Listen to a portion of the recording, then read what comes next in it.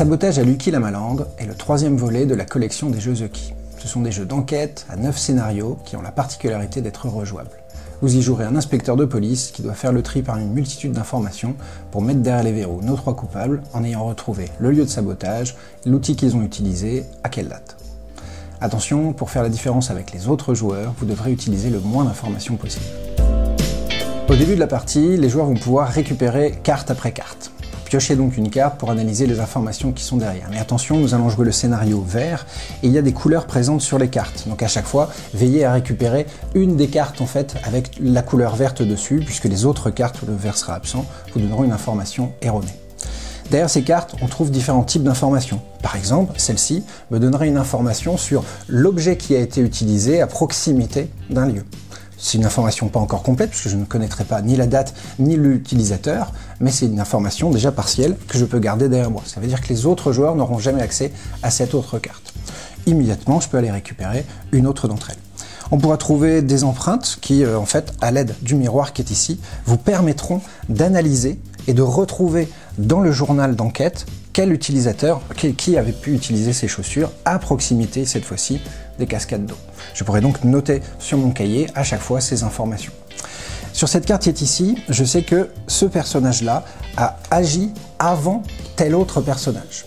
Alors que sur cette carte-là, je vais pouvoir retrouver dans les affaires de ce personnage certains tickets. On retrouve à nouveau dans notre journal d'enquête qui fourmille d'informations l'idée que ces morceaux de tickets-là ont été utilisés certains jours. Je peux donc en conclure qu'elle n'est jamais venue à la date du 6. Et donc, à l'aide de mon crayon Velleda, je vais directement noter sur mon tableau que ce personnage-là n'a pas pu agir à la date du 6. Si on revient un petit peu en arrière, on avait une carte qui nous disait que ce personnage-là avait agi avant celui-ci. Je peux donc tout de suite noter que je sais que la personnage blonde n'a pas pu agir non plus le premier jour, puisqu'il faut que quelqu'un ait déjà pu agir avant elle. Sur ma ligne des personnages, je sais déjà que le personnage blonde n'a pas pu agir le premier, ni le deuxième, elle a donc agi le troisième jour. Je peux donc rayer à chaque fois dans la ligne les autres personnages correspondants. Au fur et à mesure, vous avancez dans votre enquête, et par recoupement et analyse, vous allez pouvoir retrouver dans chaque colonne, chaque ligne, les personnages, les objets utilisés et les lieux de sabotage. Vous l'aurez compris, il y a plein de mécanismes différents qui vont vous permettre d'avancer dans l'enquête. Au dos des cartes, vous avez des pictos qui vous indiquent pour vous aider à avancer vers ce que vous cherchez. Si je connais déjà mes personnages, j'éviterai les cartes qui présentent les pictos des suspects.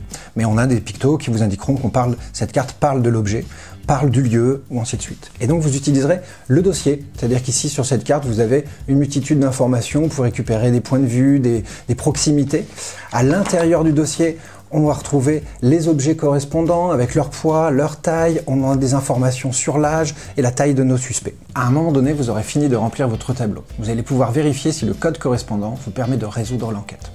Sur mon tableau, la ligne des personnages me donne un ordre. J'ai découvert la femme brune, puis l'homme, puis la femme blonde. Sur le côté de mon plateau, vous pouvez le voir à l'intérieur de votre matériel, la ligne correspondante me donne le numéro 3, c'est-à-dire, comme nous l'avons dit, la brune, l'homme et la blonde.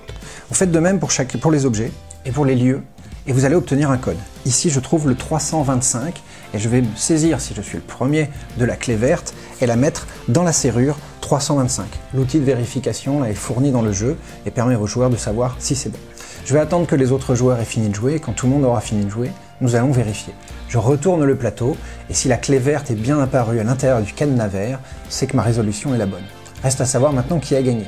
Si je suis le plus rapide, c'est-à-dire le joueur qui a récupéré la clé et qui a fait la vérification, j'aurai le droit de supprimer l'une des cartes de mon paquet d'enquête, car toutes les cartes que j'ai utilisées comptent et pèsent dans mon enquête.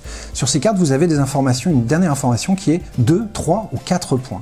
C'est la valeur, c'est-à-dire le poids de l'indice dans mon enquête. Et comme je vous ai dit au début, moins vous utiliserez d'informations, plus votre réussite sera prestigieuse. Et donc nous allons additionner notre score, qui est une score inversé.